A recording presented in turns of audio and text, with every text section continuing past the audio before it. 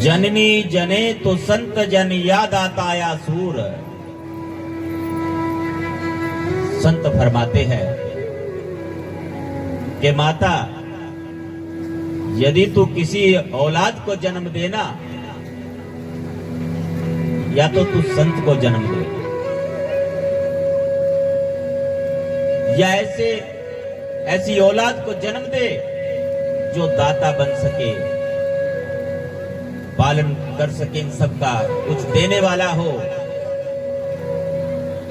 और या सूर अर्थात ऐसा योद्धा हो जो समाज के हित के लिए, रविदास सोई सूरा भला।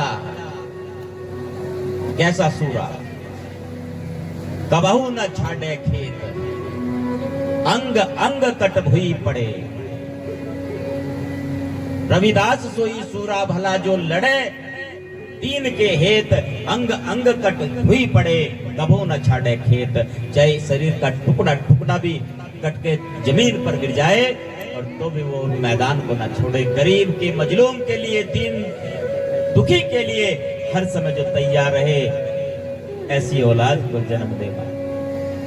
और आज का एक कार्यक्रम, भाई पहली बार मुझे यहाँ आने का सौभाग्य प्राप्त हुआ। जलमाना में नाम तो सुन रखा था फौजी साहब इस गांव का, और आज पहली बार आप सबसे रूबरू होने का मौका मिला मुझे। और इसका श्रेय जो जाता है महात्मा टिंकू दास जी को जाता है। महात्मा टिंकू दास जी जिन्होंने 41 दिन की खड़ी तपस्या की और आज इस कार्य की पूर्ण आहुति के लिए इन्होंने संतों को यहाँ पर बुलाया। और मुझे बड़ी प्रसन्नता हुई यहाँ पर आप सबसे मिलकर कि हमारे बहुत कम साधु ऐसे हैं जो संगत को संभाले हुए हैं, जो संगत को जोड़े हुए हैं। बहुत कम देखने को मिलता है ऐसा। और युवा साधु को देखकर तो गुरुजी बड़े प्रसन्न होते थे। वो भाव उनके अंदर का था कि हमने अगली पीढ़ी को तैयार करना है। चाहे आप सामाजिक दृष्टि से देखें या धार्मिक दृष्टि से देखें, जब तक हमारे पास आने वाली पौध तैयार नहीं होगी ना, हमारा सारा कार्य बेकार हो जाएगा। हमें नई पौध तैयार करनी होगी। तो ये तो प्रसन्नता का विषय है बहुत। महात्मा टिंकू दास जी युवा साधु है और इन्होंने इस क्षेत्र में जो ये परचम लहराया है, गुरु महाराज के इस धर्म ध्वजा को लेकर चले हैं, बहुत महत्वपूर्ण कार्य है। गुरु महाराज सतगुरु परमात्मा जी के चरणों में अरदास बेनती हैं, महात्मा जी को इतना हौसला दे, इतनी हिम्मत दे कि वो आपकी इस परचम को, इस पताका को दूर दूर तक लेकर के पहुंचे और संगत समाज के सभी विचारों को सुने। गुरुजी एक बात कहते हैं, सतगुरु स्वामी समनदास जी महाराज, एक बार जैसे वार्ता चल रही थी तो गुरुजी ने कहा, ये साधु जो बनाए हैं ना मैंने, ये संगत की बात सुनने के लिए बनाए हैं साधु। ये संगत की बात को सुने, कम से कम सुने तो उनके दुख को सुने, उनकी समस्या को सुने, उनकी हर बात को सुने और सुन के मुझ तक पहुंचा दे। आगे का काम मैं खुद देख लूंगा। सतगुरु स्वामी समनदास जी महाराज कहते हैं, ये बात कही है गुरुजी ने, अब सुनने वाले ही नहीं मिलते। संगत समस्या में है, कई बार परेशान है कि जिसके पास भी जाए वो अपनी ही सुना रहा है, वो संगत की सुन ही नहीं रहा है। बड़ी समस्या है। तो ऐसे जो साधु जो संगत की समस्या को सुनते हैं, उनके किसी तकलीफ को सुनते हैं और उस तकलीफ में साथ रहते हैं, ऐसे साधुओं के लिए गुरुजी ने कहा है कि मेरे शिष्य वो साधु जो होंगे वो मिशन को आगे बढ़ाएंगे। बड़ी प्रसन्नता होती है। बहुत बहुत धन्यवाद। और इस भव्य कार्यक्रम की ढेर सारी शुभकामनाएं आप सभी को और महात्मा टिंकू दास जी को भी और आप सभी सारी संगत को, आयोजक कमेटी को एक निमंत्रण है जी आप सबके लिए, जैसे 2-3 बार मंच से अनाउंस हुआ है। अखिल भारतीय संत शिरोमणि सतगुरु रविदास मिशन गुरुगद्दी ऊन के संस्थापक अध्यक्ष महंत परम श्रद्धेय परम वंदनीय सतगुरु साहिब समनदास जी महाराज के पूज्य गुरुदेव सतगुरु स्वामी ज्ञान भिक्षुक जी महाराज के 172वीं जन्म जयंती के उपलक्ष्य में 27 अक्टूबर की रात्रि में गुरुगद्दी ऊन में भव्य सत्संग का आयोजन, संत समागम का आयोजन होने जा रहा है। सभी संतों महात्माओं को और सारी संगत को मैं निमंत्रण दे रहा हूं। ये निमंत्रण कृपा कर स्वीकार कीजिए। सभी ने पहुंचना है उस कार्यक्रम में।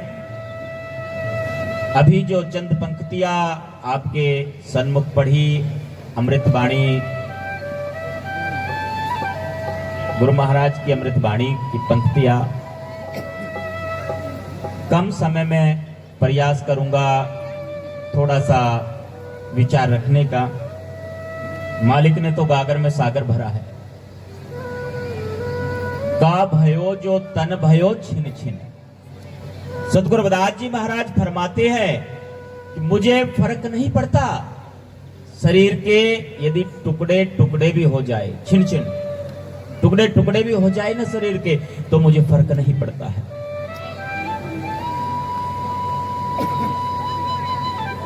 और यदि हमें तकलीफ हो जाए तो हम क्या करते हैं? फिर हम मार्ग से थोड़ा पीछे हटने लगते हैं। नहीं, बीमारी ठीक नहीं हो रही है, रोग है, समस्या है, आराम नहीं आया, 2-3 डॉक्टर भी बदले, हो सकता है वो बीमारी पकड़ना आई हो। फिर क्या होगा? फिर झाड़ फूक की तरफ ध्यान जाएगा गुरु से हटकर। परिवार वाले, मोहल्ले पड़ोस वाले कहेंगे कि गुरु के चक्कर में मत रह जाना, कहीं दिखा लो दाएं बाएं, वह भी जरूरी है। फिर ऐसे चलने लगता है। कहे रविदास खलास चमारा, जो हम सहरी सुमीत हमारा।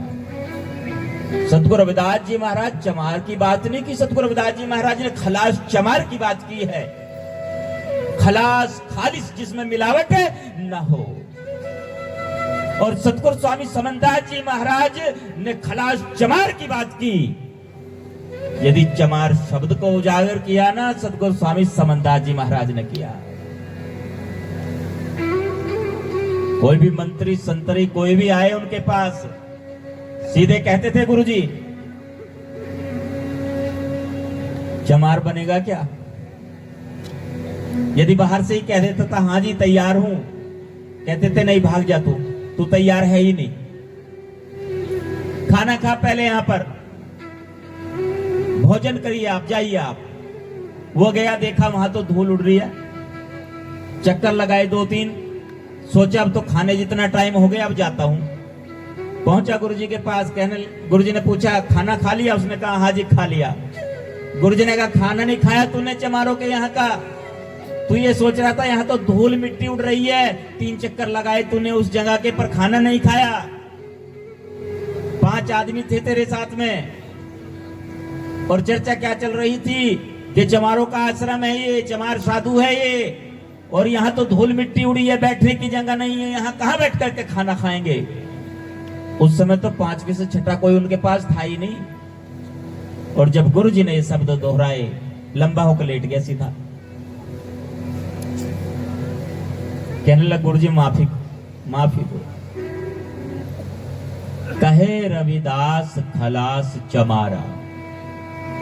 जिस खलास चमार की बात गुरु रविदास जी महाराज ने की, स्वामी समनदास जी महाराज ने उसको परिभाषित किया और खलास तैयार किए। खलास के बिना मिलावट वाले। हिल मत जाना, अपनी जगह से स्थिर रहो। सतगुरु स्वामी समनदास जी महाराज कहते हैं अपने धर्म को मत छोड़ना। धर्म मतलब कि जो मैंने सिखाया है तुम्हें, उससे डिग मत जाना। चाहे जितना मर्जी संकट आए, परेशानी आए, दुख हो, तकलीफ हो, जो मेरा नाम है, मेरा शब्द है, जो मैंने तुम्हें शिक्षा दी है, उससे डिगना मत बिल्कुल भी। चाहे कोई लालच भी दे, लालच में भी मत बदलना, लालच भी चल रहा है आजकल। थोड़ी सी परेशानी आई बदलने लगते हैं ना, वो बदलाव नहीं होना चाहिए। एक भक्त ने बड़ी तपस्या की और गुरु महाराज ने उसे दर्शन दिए, साक्षात्कार हो गया। महाराज ने, मालिक ने पूछा, भाई क्या इच्छा है तुम्हारी, क्या मांगते हो तुम? विवेक था उसको, कहने लगा मालिक मुझे और कुछ नहीं चाहिए, बस आप चाहिए, आप हर समय मेरे पास होने चाहिए। इतनी कृपा आप मुझ पर करें कि आपकी मौजूदगी का एहसास मुझे हर समय हो, हर वक्त हो, आप हर वक्त मेरे पास हो। मालिक ने कहा ऐसा ही होगा। मानव मन है, प्रश्न उठा मन में, मालिक ये बताइए आपकी उपस्थिति का मुझे पता कैसे चलेगा कि आप मेरे साथ में हो? मालिक ने कहा बेटा रेत पर चलकर देखना, तुम्हें 4 कदमों के निशान नजर आएंगे, जिसमें से 2 कदम तुम्हारे होंगे और 2 कदम मेरे होंगे। उसने कहा ठीक है। तुरंत दौड़ करके गया, रेत पर चलकर देखा तो 4 कदमों के निशान नजर आए। बड़ी तसल्ली हुई, हाजी बहुत बढ़िया, मालिक साथ में है। थोड़े दिन बीते, व्यापार में घाटा हो गया, काम में नुकसान हो गया, हानि हो गई। सभी लोग साथ छोड़ने लगे, परिवारजन, मित्र, प्यारे, सगे संबंधी, रिश्तेदार सभी पीछे हटने लगे। अब हानि में, नुकसान में कौन साथ रहेगा? ऐसे समय पे यदि किसी को फोन भी करोगे, फोन नहीं उठाएगा आपका, इसका तो बजट खराब हो रखा है, उधार दे मांगेगा ये, और अगर दे दिया पैसा वापस नहीं आएगा। इससे बढ़िया ये है कि फोन ही मत उठाओ। मन में प्रश्न चल रहा था, सारी दुनिया ने मेरा साथ छोड़ दिया है, परिवार वालों ने, मित्रों ने, रिश्तेदारों ने, एक बार देखो महाराज भी साथ है क्या? रेत पर चलकर देखा तो उसे 2 कदमों के निशान नजर आए, और जब 2 कदमों के निशान नजर आए अंदर से टूट गया कि हे मालिक, ऐसे समय में जब सारी दुनिया ने मेरा साथ छोड़ दिया तो आपने भी साथ छोड़ दिया। ऐसे समय में जो नियम उसको मालिक ने बताया था लगा रहा उस पर ही। थोड़े दिनों के बाद काम ठीक हुआ, सब लोग पास आने लगे, कहने लगे भैया तुम्हारी सूचना थी, हमने की थी तुम्हारा काम ठीक हो जाए, हमें तो पता था तुम ठीक ठाक हो जाओगे, बढ़िया रहेगा। मन में फिर से प्रश्न आया, अब सब लोग साथ आ गए हैं दोबारा से, मेरी हालत ठीक होते ही महाराज को भी देख लो, महाराज साथ है क्या? तो रेत पर चलकर देखा तो उसे 4 कदमों के निशान नजर आए। अब की बार तो आंसू बहने लगे आंखों से।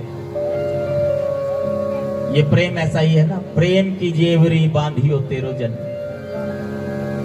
रविदास भाषा प्रेम की जान सके ना कोई, जीवा तो कुछ ना कहे नैन देते है रोए। आंखों से आंसू बहने लगे, विलाप किया। महाराज ने पूछा बेटा क्यों रो रहे हो, क्या हुआ? कहने लगा गुरुजी, जब सारी दुनिया ने मेरा साथ छोड़ दिया था उस समय आपने भी साथ छोड़ दिया था, अब सब लोग वापस आ गए तो आप भी नजर आने लगे। मालिक ने कहा बेटा नहीं, मैंने तेरा साथ नहीं छोड़ा। कहने लगा नहीं, साथ छोड़ दिया था। कब छोड़ा बताओ? क्या आपने मुझसे वायदा किया था रेत पर चलकर देखेगा तो तुझे 4 कदमों के निशान नजर आएंगे, जिसमें से 2 कदम तेरे होंगे और 2 कदम मेरे होंगे। पर मालिक है, जब मैं परेशानी में था, तकलीफ में था, सारी दुनिया ने मेरा साथ छोड़ दिया, मैंने रेत पर चलकर देखा, उस वक्त मुझे सिर्फ 2 कदमों के निशान नजर आए। मालिक ने कहा बेटा यही तो भूल कर रहा है तू। अरे जब तू तकलीफ में था, परेशानी में था, तुझे इतना कष्ट था बेटा, तू तो चलने की हालत में भी नहीं था। और पता है तुझे, मैंने तुझे गोद में उठा रखा था। जो तुझे 2 कदमों के निशान नजर आए ना, वो तेरे नहीं, वो मेरे थे।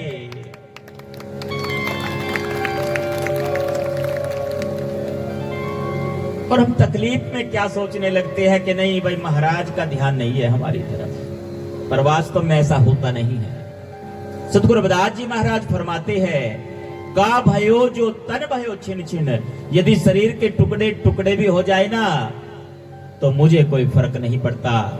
बस एक ही चीज का फर्क पड़ेगा, वो क्या? प्रेम जाए तो डर पे तेरो जन। आपका प्रेम वो कम नहीं होना चाहिए। आपके प्रति जो मेरे हृदय में प्रेम है, जो अनुराग है, जो आस्था है, जो विश्वास है मेरे मालिक, वो कम नहीं होना चाहिए। प्रेमी तो है ना सबसे बड़ा। प्रेम की जेवरी बांधियो तेरो जन, कहे रविदास छुटी वो कवन गुन। सतगुरु रविदास जी महाराज फरमाते हैं कि मैंने आपको प्रेम की रस्सी में बांध लिया है। अब आप कौन सी विधि से छुटोगे, छुट करके देखो मेरे मालिक, पर हमने बांधा नहीं है, उन्होंने तो बांधा। वो तो कहते हैं कि नहीं, आप मुझे मोह के बंधन में बांध रहे हो ना, मुझे भी बांधना आता है। जो हम बांधे मोह फांस, हम प्रेम बंधन तुम बांधे। प्रेम की रस्सी से बांधा, पर हमने बांधा है क्या? नहीं, हम बांध रहे हैं ईर्ष्या से, हम बांध रहे हैं नफरत से, हम बांध रहे हैं घृणा से। कैसे? एक तरफ तो हम कहते हैं वो सब में मौजूद है, सब में विराजमान है, और उस सब में मौजूद सतगुरु परमात्मा के प्रति ही घृणा कर रहे हैं, उसके प्रति नफरत कर रहे हैं, ईर्ष्या का भाव उसके प्रति है। तो क्या वो भाव वहां नहीं पहुंच रहा है? तो पहले तो गुरु प्यारी साध संगत जी, जो अंदर की ये जो दिक्कत है ना, उनको निकाल करके बाहर फेंक दीजिए। गुरु मिले तीनों टले, काल जाल जम चोट, शीश नवाए गिर पड़े लख पापों की पोट। जब बंदगी करते हैं दरबार में, मत्था टेकते हैं ना, जो ऐसी सारी चीजें हैं, ये चुगली, निंदा, ईर्ष्या, घृणा, नफरत, सारा कुछ जो भी ये विकार है वहां छोड़ दो। दरबार में एक गुण, एक अच्छाई नजर आए, उसको ग्रहण कर लो, अपने साथ लेकर के चले जाओ। समझ लो सत्संग में आना सार्थक हो गया। रात्रि में जो जागरण कर रहे हैं, जागना सार्थक हो गया, सारा कार्य सार्थक हो गया। गुरु प्यारी साध संगत जी,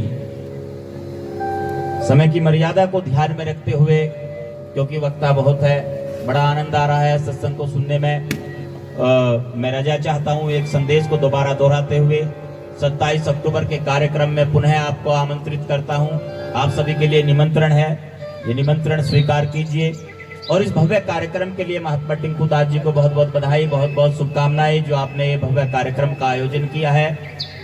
सारी संगत को ढेर सारी शुभकामनाएं, ढेर सारी बधाई इस भव्य कार्यक्रम के लिए। और तमाम संतों, गुरुओं, रहबरों को बंदगी करते हुए रजा चाहता हूँ। जय सतगुरु रविदास जी महाराज, जय सतगुरु ज्ञान भिक्षुक जी महाराज, जय सतगुरु समनदास जी महाराज। सतनाम सतनाम सतनाम जी।